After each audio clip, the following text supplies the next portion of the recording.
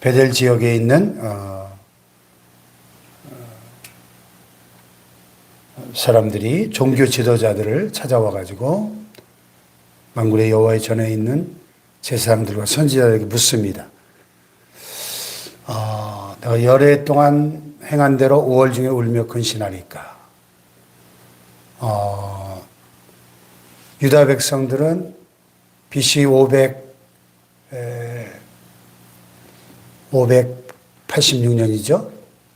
예루살렘이 멸망당하고 성전이 파괴되고 난 후에 포로로 끌려갔는데 그 성전이 파괴된 것을 슬퍼하면서 매년 5월과 7월에 두 차례씩 한 달 동안 애도하면서 금식하는 그런 관습이 있었습니다. 그렇게 70년 동안 여기 보니까 너희가 70년 동안 다섯째 달과 일곱째 달에 금식하고 애통하였거니와 그랬어요.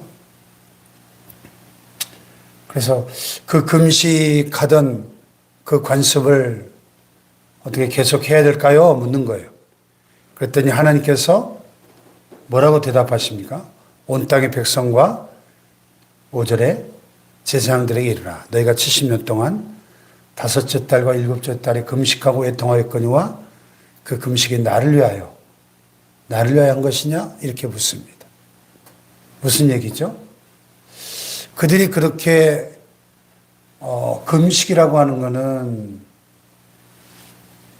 음식을 끊고 오로지 하나님께 집중하고 나의 어떤 그 모든 그 욕망들을 내려놓는 종교적 행위 아니겠습니까? 그런데 그렇게 한 달씩이나 금식하면서 그들이 애통을 했는데 금식의 본질은 하나님 앞에서 나를 낮추고 겸비하고 죽이는 건데 근데 지금 하나님께서 지적하신 것은 너희 그 금식하는 행위가 하나님을 위한 거냐 너희 자신들을 위한 거냐 이렇게 묻고 계신 거죠. 다시 말해서 너희가 금식이라고 하는 그런 종교적 행위를 하고 있지만 과연 너희가 나의 명령에 내가 너에게 전한 선지자를 통해 전한 그 말씀에 순종하는 삶을 살고 있는가? 이걸 묻고 계신 거죠. 종교적 행위가 아니라 말씀에 대한 순종을 나는 원한다. 이 말씀이에요. 네. 뭐 오늘날도 마찬가지죠. 우리가 신앙생활이라는 것은 결국 가장 중요한 본질은 말씀에 대한 순종인데 말씀에 대한 순종은 없고 종교적 행위에만 몰두한다면 예를 들어서 열심히 교회 생활하고 봉사하고 구제하고 헌금하고 종교적 행위를 아무리 열심히 한들 우리의 삶 속에 하나님 말씀에 대한 순종이 사라졌다면 과연 그것을 하나님이 기뻐하시겠는가? 그런 얘기입니다. 그러면서 하나님이 또 묻습니다. 너희가 먹고 마실 때에 그것은 너희를 위하여 먹고 너희를 위하여 마시는 것이 아니냐. 예루살렘과 사면 성읍에 백성이 평온히 거주하며 남방과 평원에 사람이 거주할 때, 즉 예루살렘이 멸망당하기 이전에 평온히 살아갈 때에 그때 여호와께서 옛 선지자들 통하여 외친 말씀이 있지 않느냐. 그들이 나라가 망하기 전에 그들이 하나님께로 돌아와서 회개치 않으면 나라가 망할 것이라고 그들의 그 죄악에 대해서 얼마나 많은 선지자들을 하나님 보내서 회개를 촉구하고 그들의 불순종을 내어버리고 하나님의 말씀에 순종하는 삶으로 돌아오라고 얼마나 많이 외쳤습니까? 그걸 상기시키시는 거죠. 그러면서 하나님께서 스가랴에게 그 선지자들이 외쳤던 그 말씀의 핵심 메시지를 여기 9절과 10절에 다시 한번 반복하고 계십니다. 그 수많은 선지자를 통해서 하나님이 외치게 하셨던 그 메시지의 핵심이 뭡니까? 첫째, 너희는 진실한 재판을 행하라. 공의를 행하라는 거죠. 공의. 정의와 공의를 행하라. 이 말은 그 유다 사회가 어떤 사회였다는 겁니까? 진실하지 못한 재판, 불의한 재판이 너무나 만연한 사회였다는 거죠. 정의가 실종됐다는 겁니다. 또 두 번째, 서로 인애와 긍휼을 베풀며 그랬습니다. 인애와 긍휼이 뭐예요? 하나님의 가장 대표적인 속성입니다. 헤세드, 하나님의 사랑, 자비, 인자. 너희가 하나님의 백성이라고 한다면, 하나님을 너희의 하나님이라고 부른다면 그 하나님이 헤세드의 하나님, 사랑과 자비와 인자와 긍휼의 하나님이신데 너희도 마땅히 인애와 긍휼을 베풀며 살아야 되지 않느냐. 그런데 사랑이 사라져버린 그런 사회였다는 거죠. 그래서 과부와 고아와 나그네와 궁핍한 자를 압제하지 말며 그랬어요.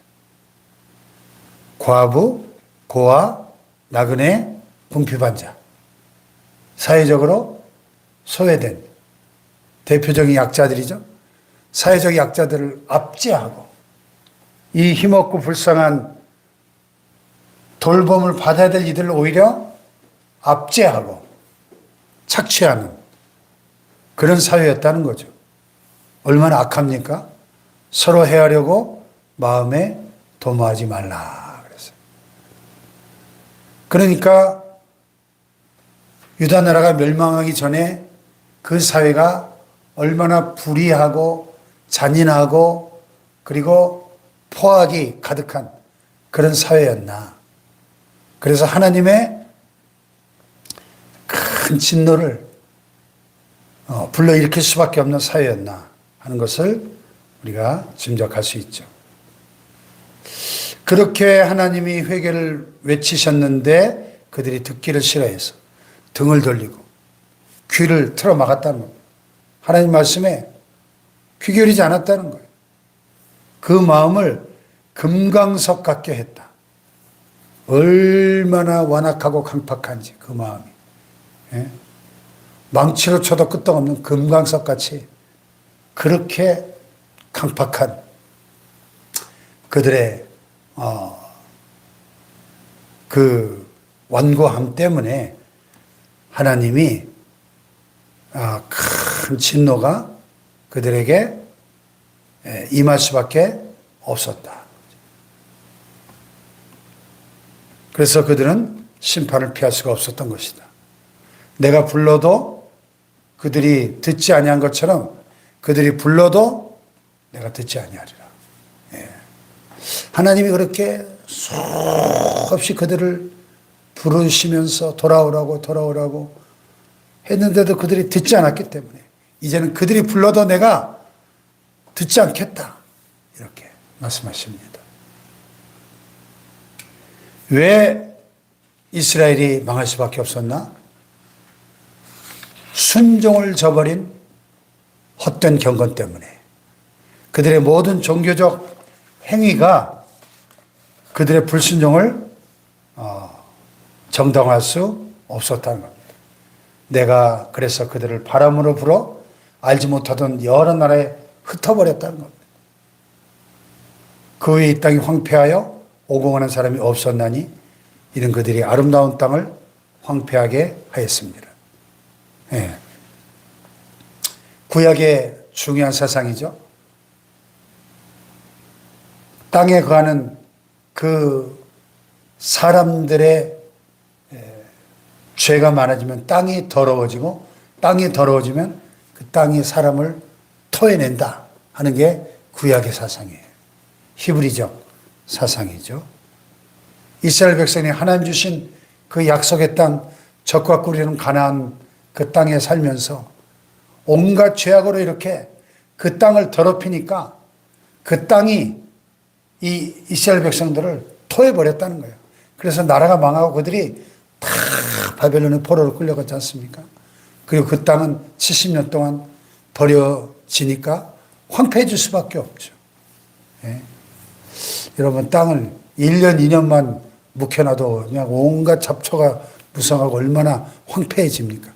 근데 70년 동안 사람이 살지 않는 땅으로 버려졌으니 얼마나 황폐해졌겠어요. 오늘 하나님께서 저와 여러분에게도 이 순종의 중요성을 여기서 말씀하고 있는 거죠. 오늘 우리의 삶을 돌아보고 이 말씀을 통해서 나는 과연 내 삶의 실제적인 모든 부분 가운데 하나님의 말씀을 붙들고 순종하는 삶을 살고 있는지 한번 질문해 보아야 하겠습니다. 과연 나는 순종의 삶을 살아가고 있는가? 그래서 이 순종이 그렇게 중요하기 때문에 모세의 후계자로 세움받은 여호수아에게 하나님께서 주신 한 가지 명령이 뭡니까?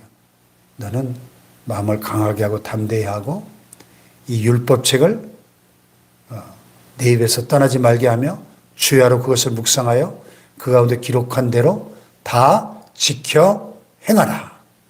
즉 순종하라. 말씀을 순종하는 삶을 살라.